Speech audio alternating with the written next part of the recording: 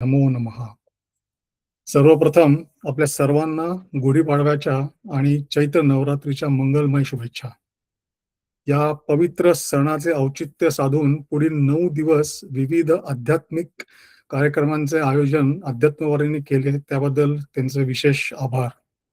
आणि नवरात्रीची पहिली माळ गुंफण्याचा मान मला दिला, त्याबद्दल विशेष आभार. मी आत्ताच म्हटल्याप्रमाणे मला परत असंच ऐकू येतं, तर मी फक्त कॅमेरा बंद करतो, कारण आज काहीतरी प्रॉब्लेम आहे. हो, नो प्रॉब्लेम. म्हणजे मग ॲटलीस्ट आवाजाला तरी प्रॉब्लेम येणार नाही असं वाटतंय मला. पण जर मध्ये कुठे वाटलं आवाजाला प्रॉब्लेम येतो, तर नक्की मला सांगा. ओके. ओके. तर आज चैत्र नवरात्रीच्या घटस्थापनेचा मुहूर्त आहे आणि पुढील 9 दिवसांमध्ये देवीच्या विविध रूपांची आपण आराधना करतो. तर अशाच भक्ती रूपातील देवीच्या अवताराला आपण आता नमन करूया आणि नवविधा भक्ती या आजच्या विषयाला आपण सुरुवात करू. पण मागे पण मी म्हटल्याप्रमाणे एक छोटंसं डिस्क्लेमर मला द्यायचं आहे, की मी काही प्रवचन किंवा निरूपण करण्या एवढा अधिकारी व्यक्ती अजिबात नाही. फक्त वाचनाची आणि चिंतनाची आवड असल्यामुळे माझ्या व्यासंगातून जी काही माहिती मला मिळाली, जी मी संकलित केली, ती तुमच्यासमोर मांडण्याचा फक्त हा छोटा प्रयत्न आहे. आता या नवविध भक्तीसाठीचे आपल्याला संदर्भ आपल्याला बऱ्याच ग्रंथांमध्ये मिळतात. जसं भगवद्गीतेमध्ये आहे, दासबोधामध्ये आहे, ज्ञानेश्वरीमध्ये आहे, साई सच्चरित्रामध्ये आहे. विविध ज्ञानी लोकांनी त्याची प्रवचने केली आहेत. त्याच्यामध्ये मोहनबुवा रामदासी यांनी दासबोधावरच्या कीर्तनांमध्ये आणि प्रवचनांमध्ये त्याचा उल्लेख केला आहे. निलेश महाजन यांनी त्यांच्या प्रवचनात केला आहे. गोंदवलेकर महाराज यांच्या चरित्रामध्ये सुद्धा ह्याचा उल्लेख आपल्याला आढळतो. तर अशा विविध ग्रंथांचा रेफरन्स घेऊन जे काही संकलन केलं ते आज तुमच्यासमोर मांडण्याचा प्रयत्न करणार आहे. आता फक्त थोडक्यात आपण टप्प्याटप्प्यामध्ये हा विषय थोडासा उलगडून घेण्याचा प्रयत्न करू. तर सगळ्यात पहिले आपण नवरात्रीपासून सुरुवात करू, कारण आता नवरात्रीचा मुहूर्त आहे. तर एक थोडक्यात छोटी माहिती म्हणजे आपल्याला सगळ्यांना माहिती असेल की भारतात आपण जनरली 4 नवरात्री साजऱ्या करतो. त्या प्रत्येक नवरात्रीचं स्वरूप, त्याची साधनं, आध्यात्मिक उद्देश थोडेसे वेगळे आहेत. तर शारदीय नवरात्र हे पहिलं नवरात्र आहे, जे फार मोठ्या प्रमाणात आपण भारतात साजरं करतो. ते अश्विन शुद्ध प्रतिपदेपासून सुरू होतं आणि त्याच्यावर मध्ये आपण प्रामुख्याने ज्ञानाचा अज्ञानावर किंवा उजेडाचा अंधारावर, सत्याचा असत्यावर विजय अशा प्रकारे तो साजरा केला जातो. दुसरं आहे चैत्र नवरात्र, जिला वसंत नवरात्र पण म्हणतात, की जे चैत्र शुद्ध प्रतिपदेपासून म्हणजे आजपासून सुरू होतं आणि ही प्रामुख्याने आत्मशुद्धीचे साधन असे समजली जाते. तिसरी आहे माघमध्ये येणारी, ती माघी नवरात्र म्हणतात, जिला गुप्त नवरात्र असंही म्हणतात. त्याचं पण एक अनन्यसाधारण महत्व आहे. आणि चौथी नवरात्र म्हणजे आषाढात म्हणजे जी येते त्याला आषाढी नवरात्र असं म्हणतात, जी प्रामुख्याने योग, तंत्र किंवा सिद्धी प्राप्तीसाठी प्रभावी समजली जाते. तर आता जी आजपासून सुरू होणारी चैत्र नवरात्रीचा जो मुहूर्त आहे त्याच्यामध्ये आत्मबोधाकडे आपला प्रवास घडावा या उद्देशाने मी आपलं नवविधा भक्ती या प्रभावी साधनाविषयी माहिती करून घेऊ असा माझा मानस होता. तर आपल्या सनातन धर्मामध्ये ईश्वर प्राप्तीसाठी अनेक साधनं नमूद केली आहेत. ह्या विविध साधनांच्या आचारसंहिता, त्यांचे विचार, कृती हे सर्व भिन्न भिन्न आहेत. संपूर्ण ब्रह्मांडामध्ये जेवढी काही तत्व आहेत त्यांचे भिन्न आविष्कार या वेगवेगळ्या मार्गांमध्ये अंगीकारले ते आपल्याला दिसतं. पण प्रत्येक मार्गाचे तत्वज्ञान आणि नियम हे जरी प्रामुख्याने वेगळे असले ना, तरी प्रत्येक मार्गाचं अंतिम साध्य मात्र एकच आहे आणि ते म्हणजे स्वरूपाची ओळख आणि परमेश्वराशी तादात्म्य पावणे. सो हे सर्व मार्गांचा अंतिम उद्देश असतं. त्या वेगवेगळ्या मार्गांबद्दल आपण बऱ्याच वेळा ऐकतो. मग ते कुठले मार्ग आहेत? तर मग कर्म मार्ग आहे, ज्ञान मार्ग आहे, योग मार्ग आहे, सिद्धांत मार्ग आहे, वैराग्य मार्ग आहे, उपासना मार्ग आहे आणि अर्थात भक्ती मार्गही आहे. तर साध्य तर एकच आहे. तर मग ही वेगवेगळी साधनं का? ही वेगवेगळे मार्ग का? तर त्याची उलट अशी केलेली आहे की प्रत्येक जीवाची प्रकृती आणि प्रवृत्ती जशी भिन्न असते, त्या अनुरूपच साधन विविधता सुद्धा सांगितली आहे. या वरकरणी जे आपल्याला भिन्न साधनं किंवा वाटतात, त्यांचे साधनेचा प्रवास, मार्गस्थ अनुभव किंवा आध्यात्मिक प्रगतीचे टप्पे आणि इप्सित पूर्तीचा कालावधी हे वेगवेगळ्या मार्गांमध्ये वेगवेगळे असतात.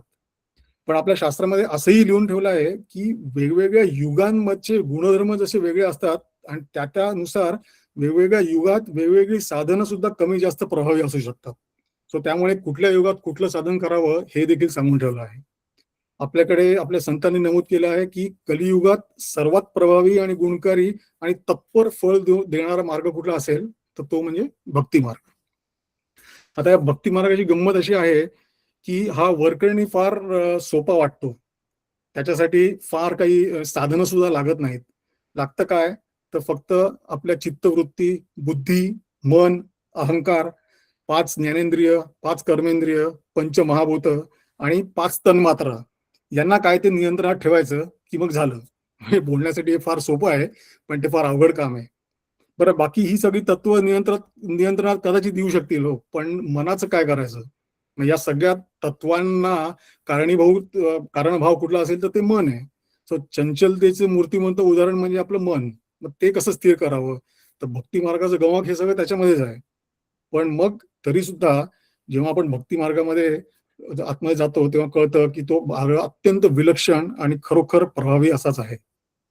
आपल्या भारतात आणि विशेष करून महाराष्ट्राला एक भक्कम अशी संत परंपरा लाभली आहे आणि या संत परंपरेतील बहुतेक सर्व संतांनी या भक्ती मार्गाला प्रमाण मानून त्याचं आचरण करून भगवंताची प्राप्ती करून घेतली आहे आणि या भक्ती मार्गाचा प्रचार आणि प्रसार केला आहे. त्यामुळे आपण म्हणतो ना, प्रूव्हन, ट्राईड अँड टेस्टेड असा हा मार्ग आहे. तर भक्ती मार्गामध्ये अनेक साधक होऊन गेले. आपल्याला कित्येक उदाहरणं सगळ्यांना माहिती असतात आणि त्यामध्ये अतिशय श्रेष्ठ अशी उदाहरणं आहेत. म्हणजे अगदी भक्त प्रल्हादाची भक्ती, श्री मारुतीरायाची रामासाठी भक्ती, शबरी मातेची भक्ती, शंकराची विष्णूसाठीची भक्ती, आपल्या सर्व संतांचे आणि वारकऱ्यांची विठोबा ठाई असलेली भक्ती, अशी अनंत उदाहरणं आपल्याकडे भक्ती मार्गाची आहे.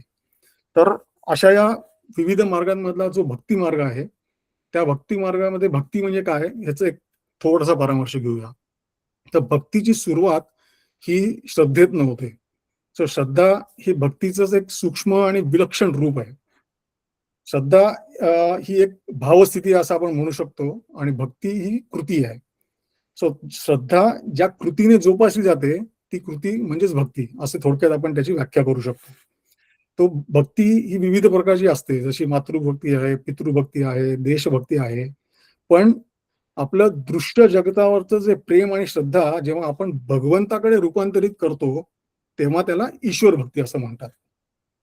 तर अशा या ईश्वर भक्तीचे विधिवत विश्लेषण आपल्याला परंपरेत 2 ठिकाणी आढळतं. दोन्ही ठिकाणी या ईश्वर भक्तीचे 9 प्रकार किंवा भेद किंवा आपण त्याला टप्पे असं म्हणू शकतो. 9 टप्पे नमूद केले आहेत आणि या 9 प्रकारांनाच नवविधा भक्ती असं म्हणतात. या नवविधा भक्तीचे मनापासून पालन केले तर ईश्वर प्राप्ती होतेच असे शास्त्राचे विधान आहे. तर ही 9 टप्प्यांमधील भक्ती हा साधकाचा अध्यात्म मार्गातला परिपूर्ण प्रवास आहे असंही म्हटलंय. तर अशा या नवविधा भक्तीचा उल्लेख 2 वेगवेगळ्या युगांमध्ये वेगवेगळ्या प्रबोधींकडनं केला गेला आहे. तर ते आता आपण थोडक्यात बघूया. सतयुगामध्ये भक्त प्रल्हादाने आपला पिता हिरण्यकशिपू यांना सर्वोच्च भक्ती म्हणजे काय हे सांगताना नवविधा भक्तीची ओळख सांगितली आहे. नवविधा भक्ती ही याच्या पुढे नंतर मग ती नारदांनी श्रीमद भागवतामध्ये मला वाटतं 7व्या खंडातली स्कंधामध्ये 5व्या अध्यायात तीच नवविधा भक्ती लिहून ठेवली आहे. सो ती आपल्या भागवत पुराणामध्ये सुद्धा आली आहे. हिरण्यकशिपू आणि प्रल्हादाची गोष्ट आपल्या सगळ्यांना माहिती आहे. सो त्याच्यात आत्ता नको जायला आपण, पण त्याच्यात छोटा भाग मी सांगतो की आपल्याला माहिती आहे हिरण्यकशिपू हा भगवान विष्णूंना आपला शत्रू मानत असे, परंतु त्याचाच पुत्र प्रल्हाद हा विष्णूचा अनन्यसाधारण भक्त निघाला. जेव्हा प्रल्हादच्या शिक्षणाची वेळ आली तेव्हा हिरण्यकशिपूने त्याला गुरुगृही पाठवलं. त्याला असं वाटलं की हा ज्ञान ग्रहण करेल आणि येताना आपल्यासारखीच विष्णूच्या बद्दलची शत्रुभावना जोपासून येईल, पण झालं वेगळंच. जेव्हा प्रल्हाद गुरुगृहातून जेव्हा घरी परत आला तेव्हा तेव्हा हिरण्यकशिपूने त्याला विचारलं की तू ग्रहण केलेल्या ज्ञानामध्ये सर्वश्रेष्ठ असं कुठलं ज्ञान आहे? त्यावेळी प्रल्हाद म्हणतो की विष्णू प्राप्ती हे जीवनाचे सर्वोच्च साध्य आहे आणि विष्णू प्राप्तीसाठी नवविधा भक्ती हे सर्वोत्तम साधन आहे.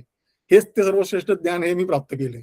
अर्थात हे ऐकून हिरण्यकशिपू खूप रागवला आणि पुढे काय घडलं ते आपल्याला माहिती आहे. पण प्रल्हादांनी ही जी नवविधा भक्तीचं इथे उल्लेख केला आहे त्याच्यासाठी जो श्लोक आहे तो त्यांनी असा केला आहे. श्रवणम कीर्तनम विष्णू स्मरणम पादसेवनम अर्चनम वंदनम दास्यम सख्यम आत्मनिवेदनम. अशा प्रकारे या 9 वेगवेगळ्या टप्प्यांची भक्ती त्यांनी या श्लोकात सांगितली आहे. म्हणजेच याचा अर्थ थोडक्यात काय, तर विष्णू भगवान म्हणतात, समर्पण भावनेने जो भक्त अशा प्रकारे म्हणजे अशा 9 प्रकारे माझी भक्ती करतो, त्याला मी नक्कीच प्राप्त होतो. हे थोडक्यात त्याचं सार आहे. आता दुसरा संदर्भ आपण बघूया. दुसऱ्या संदर्भामध्ये त्रेतायुगामध्ये प्रभू रामचंद्रांनी जेव्हा शबरी मातेला दर्शन दिलं, तेव्हा तिच्या भक्तीवर प्रसन्न होऊन श्रीरामाने तिला भक्तीचे 9 प्रकार उलगडून सांगितले होते, जे नंतर तुलसीदासांनी रामचरितमानसमध्ये लिहून ठेवले आहेत. आता हे रामचरितमानस आहे अवधीमध्ये, त्यामुळे हे जे श्लोक आहेत ते पण अवधीमध्येच आहेत. तर ते 9 श्लोक कसे ते पटकन आपण बघूया. अवधी भाषेमध्ये आहेत ते. तर ते असे आहेत: प्रथम भगती संतन करी संगा, दुसरी रती मम कथा प्रसंगा, गुरुपद पंकज सेवा, तिसरी भक्ती अमान, चौथी भक्ती मम गुण गण, करई कपट तजगान, मंत्र जाप मम दृढ विश्वासा, पंचम भजन सो वेद प्रकाशा, छटदम शील बिरती बहुकर्मा, निरत निरंतर सज्जन धर्मा, सातवा सममोही मम जग देखा, मोठे संत अधिक कै लेखा, आठवा जथा लाभ संतोषा, सपनेहु नहीं देखही परदोषा, नवम सरल सवसन छन हीना, मम भरोस हिय हर्ष नदीना. असे ते 9 श्लोक आहेत. आता जर आपण वर बघितलं तर दोन्ही नवविधा भक्ती जी प्रल्हादाने सांगितली आहे आणि जी श्रीरामाने सांगितली त्या थोड्याफार प्रमाणात वेगळ्या भासल्या, तरी जेव्हा आपण त्याचा भावार्थ आणि त्याचा सूक्ष्मार्थ जाणून घेतो तेव्हा असं कळतं की ह्यांचा तत्वज्ञान, त्याच्या मागचं तत्वज्ञान आणि अन्वयार्थ मात्र एकच आहे आणि दोघांचं फलितही शेवटी एकच आहे, जे भगवत प्राप्ती आहे. आता आपण या दोन्ही भक्तींमधला शब्दार्थ थोडक्यात समजून घेऊया. म्हणजे आपण तोंड ओळख म्हणतो तसं करून घेऊया आणि मग पुढे आपण त्या थोडंसं खोलात जायचा प्रयत्न करू. तर जे पहिलं प्रल्हादाचा श्लोक आहे, श्रवणम कीर्तनम विष्णू स्मरणम, त्यातलं श्रवण ही पहिली भक्ती आहे. तर थोडक्यात काय, तर देवाच्या गुणांचे, लीलांचे, नामाचे श्रवण करणे. प्रवचन, कथा, कीर्तन, सत्संग अशा माध्यमांमधनं सतत सात्विक गोष्टींचं श्रवण करणे, ह्याचा अर्थ श्रवण भक्ती आहे. यामुळे घडतं काय, तर मन शुद्ध होतं आणि भक्तीची सुरुवात होते. बरं, दुसरं आहे कीर्तनम, म्हणजे भगवंताचे नाम गुण संकीर्तन करणे, आपल्या मुखाने भगवंताचे भजन स्तवन करणे, खूप आर्ततेने करणे, म्हणजेच कीर्तन भक्ती घडते. मग यामुळे काय होतं, तर आनंद वाढतो, वातावरण पवित्र होतं आणि दुर्वासनांचा प्रादुर्भाव हळूहळू कमी व्हायला लागतो. तिसरी भक्ती दिली स्मरण. आता सतत भगवंताचे स्मरण आपल्या मनात ठेवावे, आपल्या प्रत्येक कृतीमध्ये भगवंताची आठवण कायम ठेवणे, म्हणजे स्मरण भक्ती घडते. मग यामुळे होतं काय, तर मन एकाग्र होतं आणि स्थिरता येते मनाला थोडी. मग चौथी भक्ती आहे पादसेवन. भगवंताच्या चरणांची सेवा करणे म्हणजे पादसेवन. सो भगवंताचे आणि गुरूंच्या वचनांचे पालन करणे आणि त्यांच्या उपदेशांचे आचरण करणे, यालाच पादसेवन भक्ती असं म्हणतात. त्यामुळे घडतं काय, तर नम्रता आणि समर्पण हे वाढते. पाचवी भक्ती आहे अर्चन. म्हणजे काय, तर नानाविध साहित्य घेऊन भगवंताची पूजा करायची. तर भौतिक साहित्य तर घ्यावीच, जसं आहे फुलं आहे, गंध अक्षदा आहे, पण त्याच्यासोबत आपल्या पंचप्राणांचं दीप लावून भगवंताची आराधना करणे म्हणजेच अर्चन भक्ती. ह्यामुळे काय होतं, तर श्रद्धा दृढ होते. सहावी आहे वंदन भक्ती, म्हणजे कृतज्ञतेने देवासमोर नतमस्तक होणे. आता ही केवळ देहाचीच कृती नाहीये, तर ती एक मनाची अभिव्यक्ती सुद्धा आहे. त्याद्वारे काय होतं, तर अहंकार कमी होतो आणि विनय वाढतो आणि भक्ती हळूहळू खोलवर रुजायला मदत होते. सातवे आहे दास्य. याच्यामध्ये आपण स्वतःला भगवंताचा दास समजून नम्रतेने सेवा करतो, म्हणजेच मग दास्य भक्ती घडते. यामुळे कर्तेपणाची भावना हळूहळू कमी व्हायला लागते. आठवा आहे सख्य, म्हणजे भगवंताशी मैत्रीपूर्ण भाव ठेवणे, भगवंताशी हितगुज करणे, त्याला आपल्याला आत एक बाहेर एक असं काही न ठेवता आपलेपणाने त्याच्याशी प्रगट होणे म्हणजे सख्य भक्ती. त्यामुळे भगवंताची जवळीक अधिक साध्य होते. आणि मग आत्मनिवेदन ही अंतिम पायरी आहे, म्हणजे स्वतःला पूर्णपणे देवाला अर्पण करावे, मीपणा असो तो त्याचा लोप पाहून त्याच्याशी म्हणजे भगवंताशी आपण तादात्म्य साधणे म्हणजेच आत्मनिवेदन भक्ती करणे. इथे मग साधकाचा हा प्रवास जो असतो अध्यात्मातला तो इथे पूर्णत्वाला जातो. अशी ही 9वी भक्ती आहे. तर ह्या प्रल्हादांनी सांगितलेल्या 9 भक्तींचं विवरण हे थोडक्यात असं झालं. आता तसंच आता श्रीरामाने सांगितलेल्या 9 नवविध भक्तीकडे आपण येऊ. तर पहिलं आहे प्रथम भक्ती संतन करसंगा म्हणजे अर्थात संत संघ. म्हणजे चांगल्या संतांच्या सहवासामध्ये राहणे, त्यांच्याकडून चांगले विचार आणि आचार शिकणे म्हणजेच संत संघ करणे. दुसरी रती मम कथा प्रसंगा म्हणजे काय लिहिलंय तर कथाश्रवण. इथे भगवंतांच्या कथा, लीला, चरित्र, गुण यांचे प्रेमाने वर्णन करणे, त्याच्यामध्येच रमणे म्हणजेच ही दुसरी भक्ती होते. तिसरी भक्ती काय आहे गुरुपद पंकज सेवा अर्थात गुरुची सेवा. सो आपला अहंकार आणि मानापमान पूर्णपणे बाजूला ठेवून नम्रतेने गुरुची सेवा करणे म्हणजे ही तिसरी सेवा घडते. चौथी भक्ती मम गुण गण आणि कसं करे कपट तजी गान म्हणजे अर्थात गुणगान करायचं भगवंताचं पण कसं तर कपटी वृत्ती पूर्णपणे सोडून मग भगवंताच्या गुणगानामध्ये स्तुतीमध्ये रममाण होणे ही आहे चौथी भक्ती. तो 5वी भक्तीमध्ये काय म्हटलंय मंत्र जप मम दृढ विश्वासा अर्थात मंत्र जप आणि कसं करावा तर ते दृढ श्रद्धा ठेवून करावा. म्हणजे काय अत्यंत दृढ विश्वासाने भगवंताचं नामजप करणे. आता नामजप हा विषय आल्यानंतरच किती बोलू आणि किती नाही असं होतं कारण नुसत्या नाम जपावरच लिटरली PhD करता येईल एवढं ते खोल आहे. केली असेल कित्येक लोकांनी. ते खूपच खोल तत्वज्ञान आहे. म्हणजे आपण गोंदवलेकर महाराजांना अक्षरशः नाम अवतारच म्हणतो. त्यामुळे त्यांचं पूर्ण चरित्र हे संपूर्ण नामालाच वाहून घेतलेलं आहे. तर अशा प्रकारे दृढ विश्वासाने नाम जप करणे ही 5वी भक्ती आहे. 6वी काय आहे तर छटदमशील विरती बहुकर्मा अर्थात काय संयम आणि सदाचार. सो इंद्रियांवर नियंत्रण ठेवणे आणि सदाचारी जीवन जगणे. सो इंद्रिय संयम विषयांपासून निवृत्ती आणि सज्जन धर्माचे आचरण करणे हे एक केलं की 6वी भक्ती साध्य होते. 7व्या भक्तीमध्ये म्हटलंय सातवा सममोही मय जग देखा अर्थात काय तर हे विश्व भगवंतानेच भरलेलं आहे ही भावना. तर सर्वत्र भगवंताचे अस्तित्व अनुभवणे म्हणजेच ही 7वी भक्ती होते. हे संपूर्ण जग ईश्वराने व्यापून राहिलं आहे अशी भावना दृढ करावी आणि मग ईश्वर संत आणि ईश्वर संत हे ईश्वराकडे घेऊन जाणारे वाटाडे असल्यामुळे संतांना देखील ईश्वरा एवढाच उच्च दर्जा देणे असं या 7व्या भक्तीत सांगितलं श्रीरामाने. 8वा जथा लाभ संतोषा अर्थात काय तर समाधानी वृत्ती हे या 8व्या भक्तीचं लक्षण आहे. समाधानी राहणे आणि दोष दर्शन टाळणे म्हणजे अर्थात काय तर जे आहे त्यामध्ये समाधान मानणे आणि स्वप्नातही इतरांचे दोष न पाहणे ही 8वी भक्ती सांगितली आहे.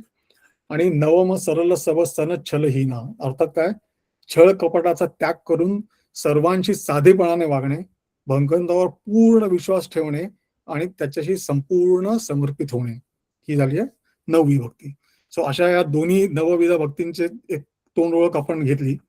तर या दोन्ही भक्ती तुम्ही बघितलात तर त्याच्यामधल्या बऱ्यापैकी शब्दार्थ सुद्धा परस्पर पूरकच आहे असं आपल्याला दिसतं. त्या दोन्हीमध्ये आपण बघितलं तर श्रवण, कीर्तन, स्मरण, पादसेवन, सख्य आणि आत्मनिवेदन या भक्ती जशा जशा दोन्हीमध्ये आहेत.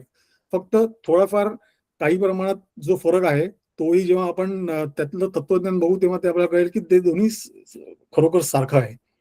पण एक गोष्ट मात्र प्रामुख्याने आपल्याला इथे कळते की श्रीरामांनी जी सांगितलेली भक्ती आहे त्याच्यामध्ये गुरु आणि संत यांना त्यांनी ईश्वर स्थानी मानलंय.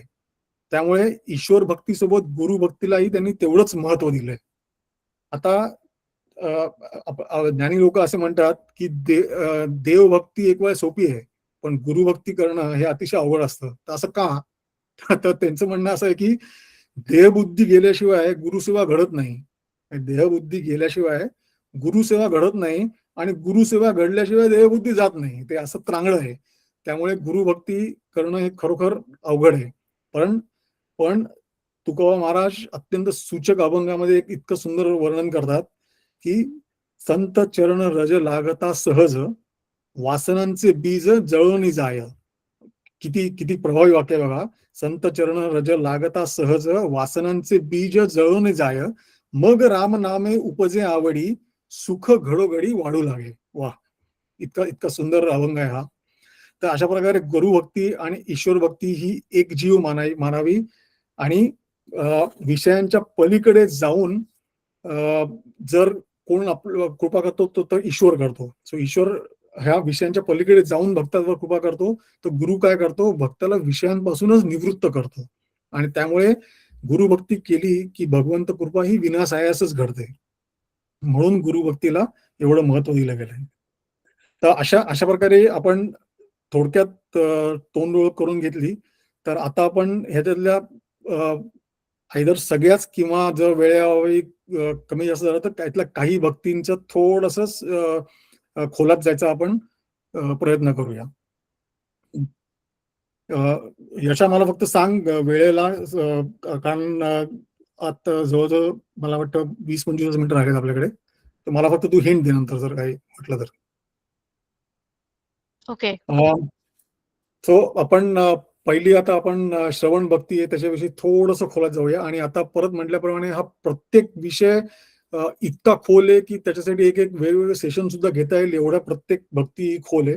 पण अर्थात आपल्याकडे वेळ नसल्यामुळे आपण जास्त खोलात न जाता एक थोड्याशा 1-2 लेवल खाली जायचा प्रयत्न करूया.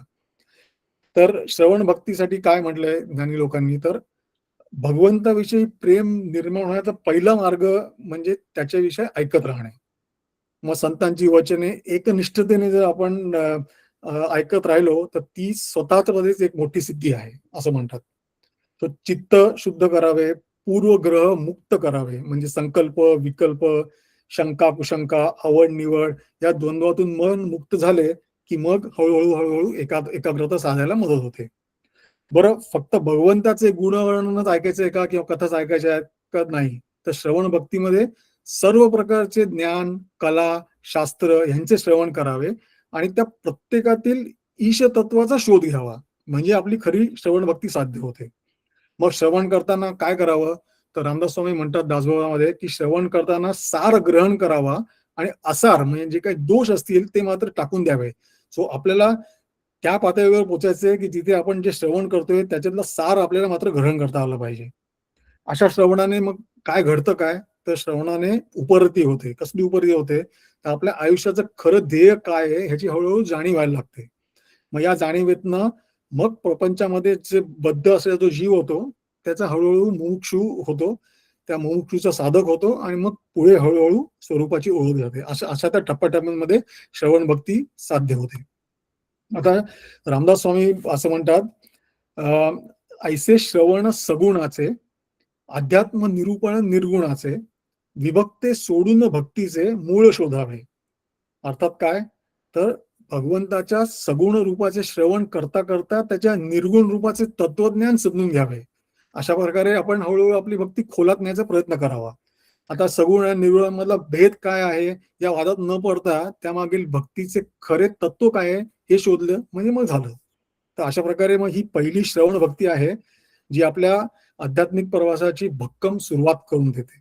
तर हे थोडक्यात श्रवण भक्ती विषयी बोलून झालं. आता पुढच्या भक्तीकडे जाऊ आपण, ती म्हणजे कीर्तन भक्ती. त्याची आपण थोडीशी उकल करून बघूया.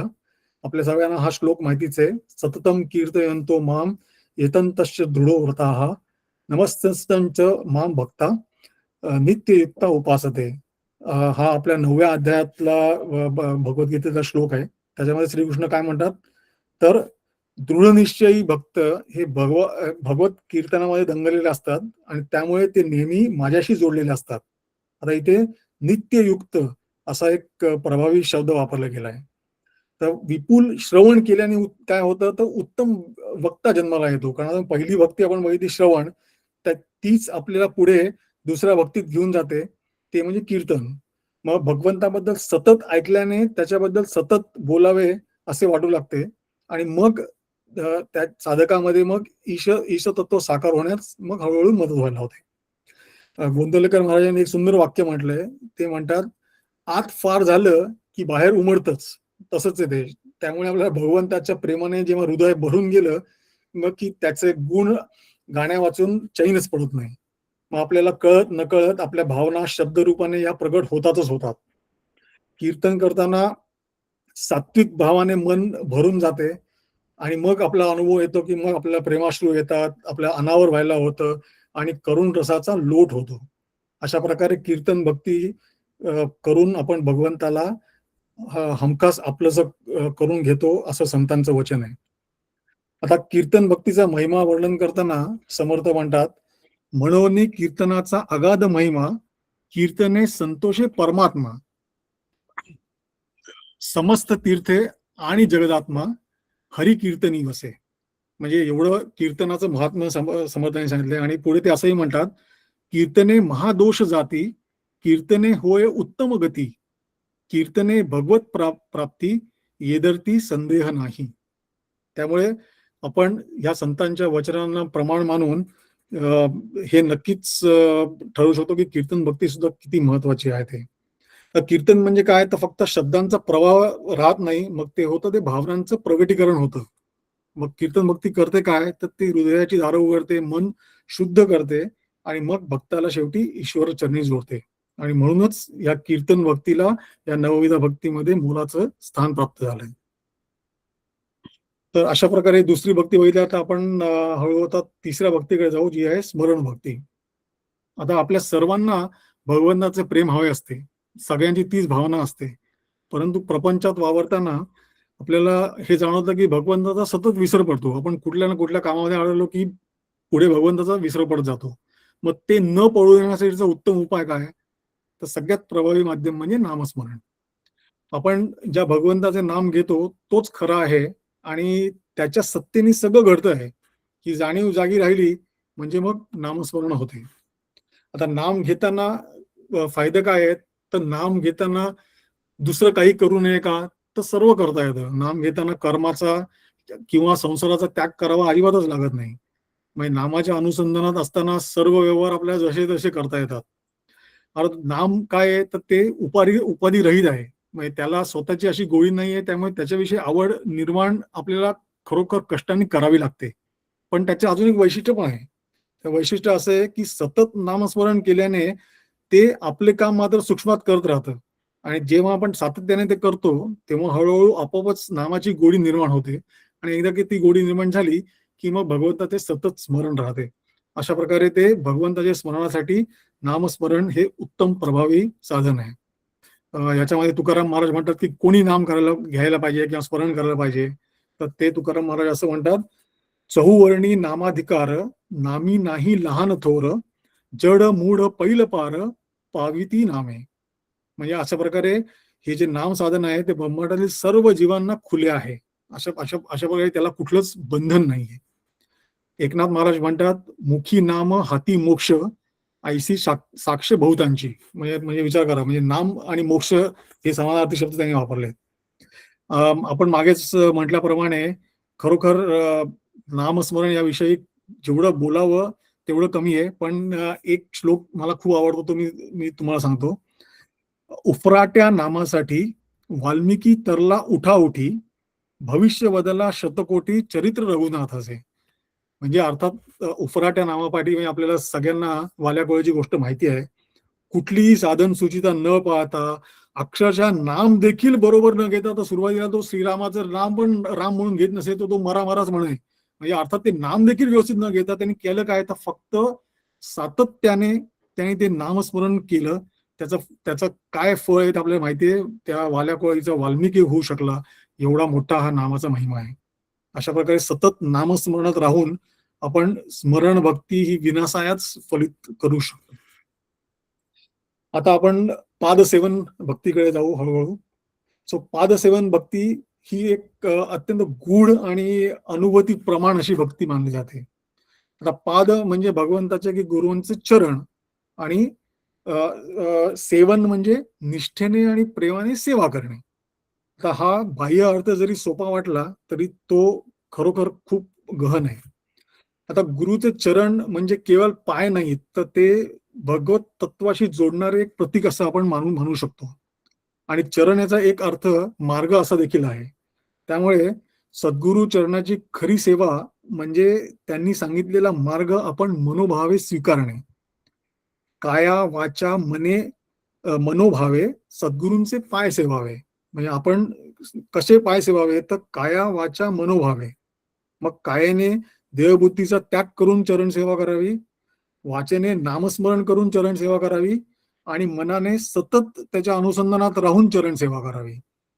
तो ह्यामधनं येणारा अनुभव हा पूर्णपणे आपल्या भावावर अवलंबून असतो. त्यामुळे दृढ निश्चयाने आणि तळमळीने जर पादसेवन केले तर भगवत प्राप्ती ही जरूर होतेच होते. त्याच्यामध्ये म्हणताना असं म्हणतात, पादसेवन चौथी भक्ती, पावन करीतसे त्रिजगती, जये करिता सायुज्य मुक्ती साधकांना होया. अशा प्रकारे आपण बघू शकतो की प्रत्येक भक्तीवर संतांची केवढी दृढ श्रद्धा आणि निष्ठा होती बघा. प्रत्येक भक्तीबद्दल म्हणताना ते म्हणतात की ह्या भक्तीने आपल्याला इप्सित साध्य हे नक्कीच प्राप्त होते. याच्या पुढची भक्ती आपण वळूया, ती म्हणजे अर्चन भक्ती. आता भगवंताची अर्चन म्हणजे ऑफकोर्स पूजा. सो भगवंताची पूजा हा सुद्धा ईश्वर भक्तीचा एक अत्यंत साधा आणि सरळ आणि सोपा उपाय आहे. पण त्याचं सगळ्यात पहिलं साधन काय, तर भावपूर्ण अंतःकरण हे त्याचं साधन आहे. पूजा करताना आपण एखाद्या मूर्तीची पूजा करतो आहोत ही भावना न ठेवता प्रत्यक्ष मूर्त अशा भगवंताचीच पूजा करतो आहे, ही भावना जर आपण ठेवली तर त्याचं फळ आपल्याला अधिक मिळतं. आपला भाव दृढ असेल तर जर मूर्ती किंवा फोटो जे काय असेल त्या ठाई चैतन्य निर्माण होऊ शकते, असा संतांचा अनुभव आहे. आणि म्हणूनच भावपूर्ण पूजेला अत्यंत महत्व आहे आणि ह्यालाच अर्चन भक्ती असं म्हणतात.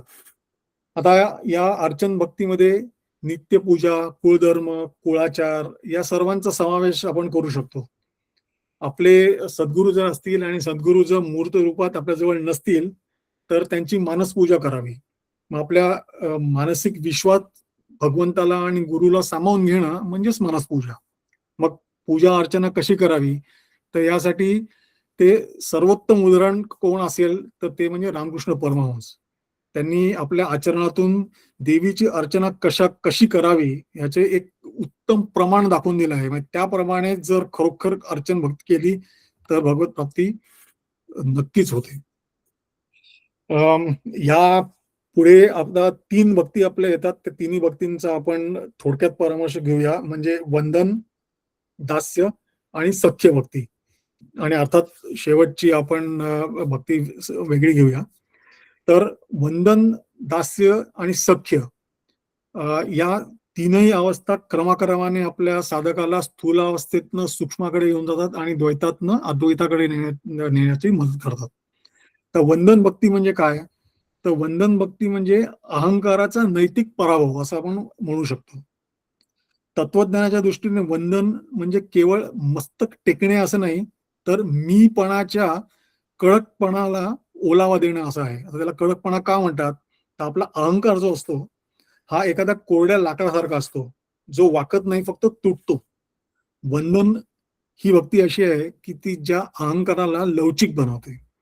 जेव्हा आपण ईश्वराला वंदन करतो तेव्हा आपण हे मान्य करतो की या ब्रह्मांडाचा जो चालक आहे, जी चालक शक्ती आहे, ती माझ्या कल्पनेपेक्षा कितीतरी विशाल आणि मोठी आहे. आता दास्य भक्तीकडे जाऊ. दास्य भक्ती म्हणजे काय, तर दास्य भक्ती म्हणजे कर्तृत्वाचे समर्पण. मग वंदनातून नम्रता आली की दास्य सुरू होते. मग दास्य भक्तीचा दार्शनिक अर्थ आहे कर्तेपणाचा त्याग. मग सामान्यतः माणूस मी करता या भ्रमात नेहमीच जगत असतो, त्यामुळे तो कर्माच्या बंधनात अडकून असतो. तर दास्य भक्तीत भक्त स्वतःला ईश्वराचे साधनच मानतो. समर्थ रामदास स्वामींनी दास्य भक्तीचे मर्म सांगताना म्हटले आहे की जो रामाचा दास झाला तो जगाचा स्वामी झाला. तो विरोधाभास वाटतो, पण बघा तुम्ही, जो रामाचा दास झाला तो जगाचा स्वामी झाला. म्हणजे थोडक्यात काय, तर दास्य म्हणजे गुलामगिरी नव्हे, तर ती एक निश्चिंतता आहे. जसा एखादा सेवक आपल्या मालकावर पूर्ण अवलंबून असतो, तसाच भक्त ईश्वराच्या इच्छेवर जगत असतो, म्हणजे दास्य. आणि आता सख्य भक्ती. तो सख्य भक्ती म्हणजे काय, तर द्वैताचा अंत आणि प्रेमाचा उदय. तर दास्यामध्ये आपण बघितलं, मालक आणि सेवक असे अंतर तरी असतच, पण सख्य हे ते अंतर पूर्णपणे पुसून टाकतं. मग सख्य भक्ती म्हणजे ईश्वराशी असलेले परमप्रेम. इथे देवाबद्दल मग भीती उरत नाही. तर एक आत्मीयता निर्माण होते. जेव्हा तुकोबाराय म्हणतात विठू माझा लेकूरवाळा, किंवा ते एक लढीवाळपणे ईश्वराशी भांडतात, तेव्हा ते सख्य भक्तीच्या शिखरावर असतात हे आपल्याला कळलं पाहिजे. तर सख्य भक्तीमुळे तू आणि मी ह्यांच्यातली ही भिंत जी असते ती पूर्णपणे गळून पडते. आणि अर्जुन आणि कृष्णाच्या नात्यात कृष्ण केवळ मार्गदर्शकच नव्हता, तर तो कृष्णाचा सारथी देखील झाला होता हे आपल्याला माहितीच आहे. जेव्हा सख्य जेव्हा परिपक्व होते, तेव्हा भक्ताला जाणीव होते की ज्या भगवंताला मी बाहेर शोधत होतो, तो तर माझ्या हृदयातच अधिष्ठित आहे. तेच मग तिथे अद्वैत आपल्याला साधायला मदत होऊ शकते. तर अशा प्रकारे ही सख्य भक्ती आपल्याला अद्वैतापर्यंत घेऊन जाते. या 8 भक्तीनंतर मग शेवटची भक्ती येते, ती म्हणजे आत्मनिवेदन भक्ती. त्याच्याविषयी आपण थोडं बघूया. आत्मनिवेदन ही नवविध भक्तीची आपण परमोच्च अवस्था आहे असं आपण म्हणू शकतो. त्याच्यामध्ये भगवंताच्या काही संपूर्ण समर्पण घडावे अशी अपेक्षा आहे. बरं, आपण म्हणतो अभंगामध्ये, मी तू पण गेले वाया, किंवा अवघा रंग एक झाला. या अवस्थेपर्यंतचा प्रवास झाला म्हणजे अर्थात आत्मनिवेदन घडले असे आपण समजू शकतो. मग द्वैतातून अद्वैताकडचा प्रवासातील अंतिम टप्पा म्हणजे काय, तर आत्मनिवेदन. तर या आत्मनिवेदनामध्ये निवेदन काय करायचंय किंवा अर्पण काय करायचंय, तर त्याला मीपणा, मन, बुद्धी, अहंकार आणि कर्म असं सर्व आपण भगवंताला अर्पण करायचंय. मग मीपणाचा त्याग केला की आपोआपच अहंकाराचा लोप घडायला लागतो. सर्व कर्म आपली जी आहेत ती भगवंताला अर्पण केल्याने सुख दुःखाची भावना हळूहळू बोथट होत जाते, आणि मग भीती, चिंता, मोह यातून सुटका मिळते, आणि मग साधक खरा मुक्त होतो. अशा प्रकारे नवविधा भक्तीमध्ये भक्तीची 9 रूपे टप्प्याटप्प्याने दिली आहेत. ही 9 रूपे ही आध्यात्मिक प्रकृतीची 9 साधनेच आहेत असं आपण त्याला समजू शकतो. भक्तीत तल्लीन होऊन, अंतर्मुख होऊन, अंतर्बाह्य समाधानी होऊन आत्मज्ञानापर्यंतचा प्रवास सांगितला आहे या नवविधा भक्तीत. मन शुद्ध करून ते भगवंतामध्ये लय करण्याची प्रक्रिया म्हणजे ही नवविधा भक्ती. भक्त म्हणून स्वतःला घडवून विभक्तपणे भगवंताशी वागणे, ह्याच्यापर्यंतचा प्रवास म्हणजेच थोडक्यात नवविधा भक्ती. आपल्याकडे नवविधा भक्ती आपल्या स्वतःमध्ये असलेलं दैवत्व जागृत करून देते, त्याचीच ही साधना आहे. आणि म्हणूनच ज्ञानेश्वर माऊली म्हणतात, मनोमार्गे गेला तो येथेची मुकला, हरिपाठी स्थिरावाला तोची धन्य. अशा अशा अशा असं या नवविध भक्तीचं महात्म्य सांगितलंय. आता हळूहळू आपण समारोपाकडे येताना साई सच्चरित्रामध्ये नवविधा भक्तीचे जे सार सांगितलं आहे ते इतकं इतकं उच्च प्रतीचं आहे, ते थोडक्यात बघूया. तर ह्या ज्या नवविधा भक्ती आहे श्रवणम कीर्तनापासून, त्याच्यासाठी म्हणताना साई चरित्रामध्ये साईनाथ महाराज म्हणतात, पूर्ण भाव ठेवून अंतरी, यातून एकही घडली जरी, म्हणजे एकही यातली भक्ती 9 पैकी एकही घडली, पूर्ण भाव ठेवून अंतरी, यातून एकही घडली जरी, भावाचा भुकेला श्रीहरी, प्रगटेल घरीच भक्ताच्या. काय आश्वासक श्लोक आहे बघा. पुढे म्हणतात ते, जप तप व्रत योग साधन, वेतोपनिषद परिशीलन, उदंड अध्यात्म ज्ञान निरूपण, भक्ती विहीन ते फोल. आणि शेवटी म्हणतात, नको वेदशास्त्र व्युत्पत्ती, नको ज्ञानी हे दिगंत कीर्ती, नको शुष्क भजन प्रीती, प्रेमळ भक्ती पाहिजे. असा हा भक्तीचा थोर महिमा साई सच्चरित्रामध्ये वर्णिला आहे. त्याच्यामुळे भक्तिमार्ग खरोखरच विलक्षण आणि प्रभावी का आहे असं म्हणतात, हे आपल्याला पटू शकतं. तर ह्या आपल्या नवविधा भक्ती या विषयावर थोडक्यात आपण सर्व 9 भक्तींबद्दल माहिती घ्यायचा प्रयत्न केला. तर आज आता सेवा आपण आज देवीच्या चरणी अर्पण करून इथेच थांबूया. पण या विषयावर तुम्हाला काही प्रश्न असतील किंवा अजून काही जाणून घ्यायची इच्छा असेल, तुम्ही कधीही मला संपर्क साधू शकता. माझे कॉन्टॅक्ट नंबर सगळे अवेलेबल आहेत.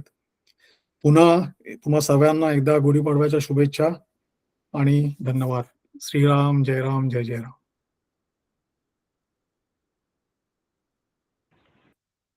धन्यवाद महेश, नेहमीप्रमाणे सुंदरच. आणि आज आमच्या ग्रुपचा तिसरा वाढदिवसही आहे. अरे आज आहे? हो, हो. अरे तिथीप्रमाणे. वाह! वाह! हां, वाह! फारच हो. म्हणजे फारच चांगला योग आलाय.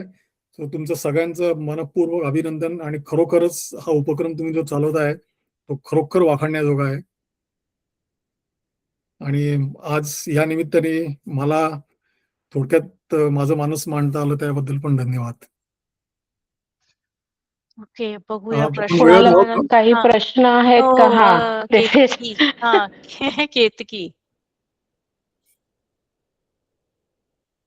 केतकी, तू विचारू शकतेस प्रश्न.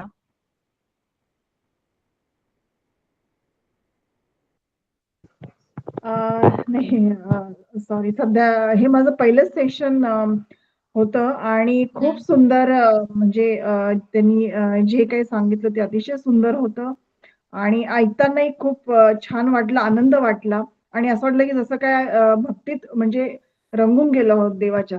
तर खूप छान वाटलं. आता म्हणजे सध्या तरी प्रश्न नाही आहे, पण एक हे पहिलं सेशन अटेंड करून एक जी गोडी निर्माण झाली आहे, तर मी नक्कीच म्हणजे पुढचे सगळे सेशन्स जेवढे आहेत ते सगळे अटेंड करीन आणि तुम्हाला सर्वांना थँक यू. तुम्ही हा जो इनिशिएटिव्ह घेऊन हे सगळं करत आहात त्याबद्दल खरंच मनापासून धन्यवाद. धन्यवाद, धन्यवाद. ठीक. आणि आता जरी प्रश्न नसतील धनश्री. तरी सुद्धा कधीही तुम्ही विचारू शकता. म्हणजे डायरेक्टली मला कॉन्टॅक्ट करा. यशा आहे, मृणाली पण आली ना, हो मृणालीने आहे. तुम्ही कोणालाही विचारू शकता आणि ऑफकोर्स म्हणजे काय फार ज्ञानी माणूस असणार की मी म्हणत नाहीये. आपण सगळे मिळून त्याचा करायचा प्रयत्न करू एवढंच सांगेन. हो, पण तू जे काय रेफरन्सेस वापरले असशील ना, ते शेअर केलेस हो, हो. तर नक्की, नक्की. मी छान होईल म्हटल्याप्रमाणे मग म्हणजे. हा तर इतका म्हणजे गहन विषय आहे ना, की त्याचा हां. अगदी भगवद्गीतेपासनं, ज्ञानेश्वरीपासनं, गोंदवलेकर महाराजांच्या चरित्रापासनं सगळीकडे याचा उल्लेख आहे. अगदी साई सच्चरित्रामध्ये इतकं सुंदर म्हणजे इतकं भरभरून लिहिलंय सगळ्यांनी नवविधा भक्तीबद्दल ना, त्याचं 40-45 मिनिटात मांडणं म्हणजे हो, खरोखर एवढं अवघड आहे ना खरं. अवघड आहे. तुमचे काही नोट्स असतील तर मग त्या ह्याच्यावर टाका म्हणजे जे काय आम्ही ऐकलं ते परत एकदा रिकॅपिच्युलेट करता येईल. हो, अगदी नक्की. काय टाकू नक्की. नाही, मला प्रश्न नाहीये काही. हेच सांगायचं होतं, की इतक्या थोड्या वेळात तुम्ही एवढा मोठा विषय इतका सुंदर कव्हर केलात ना, म्हणजे सगळे सटल पॉइंट्स एकदम खूप छान वाटले. आणि Thank you. जनरली नवविधा भक्ती म्हटलं, की फक्त श्रवण आणि ते आत्मनिवेदन असं जे म्हणजे स्टँडर्ड हे माहिती असतं. पण तुम्ही हे श्रीरामांनी सांगितलेली जी दुसऱ्या प्रकारची भक्तीचे पॉइंट सांगितलेत ते खूप म्हणजे नवीन कळले आणि ज्या पद्धतीने सांगितले ते खूप आवडलं. सो त्याचा थोडासा रेफरन्स शेअर केलात ना तर हो, अगदी नक्की, अगदी नक्की. हे रामचरितमानसमध्ये लिहिलेलं आहे, पण त्याचा नक्की रेफरन्स शेअर करतो मी. सो थँक्यू फॉर हो, द येस. सेशन. धन्यवाद.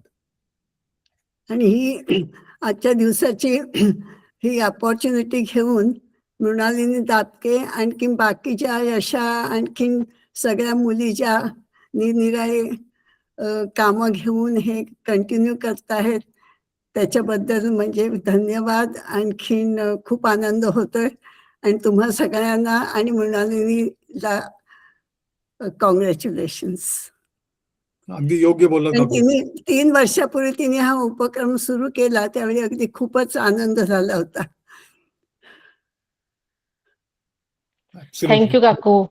तुमचे Thank you. आशीर्वाद असेच राहू देत.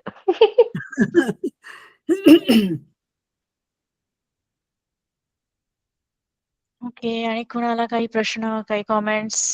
हां, आणखी अंकिता? येस. थँक्यू. खूप छान महेशजी. आज कळलं की नामस्मरण घेण्याचे पण किती प्रकार आहेत. नाहीतर नॉर्मली आपण जे रेग्युलर आपल्याला जे गुरुमंत्र आलेला असतो, आपण नामस्मरण घेतो. आपल्याला तेच माहिती असतं. पण कशा रीतीने, कशा प्रकाराने, कुठल्या भावाने तुम्ही नामस्मरण घेऊ शकता हे आज कळलं. So thank you. आणि मी पण डोंबिवलीचीच आहे.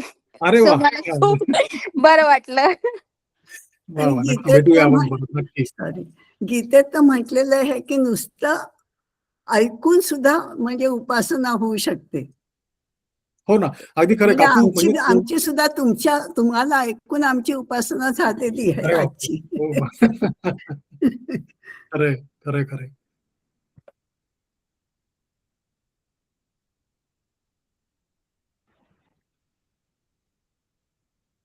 Okay, okay. चला. धन्यवाद सगळ्यांना गुढीपाडव्याच्या ओके, धन्यवाद खूप खूप सगळ्यांना. शुभेच्छा. उद्याच्या सेशनची वाट बघतो. शुभरात्री. हो. हो. उद्या काही अ, कोणी स्पीकर नाहीये महेश. उद्या रामनाम जप करायचा आहे. तो म्हणजे तो सुद्धा किती महत्वाचा आहे पण. हो ऑफकोर्स.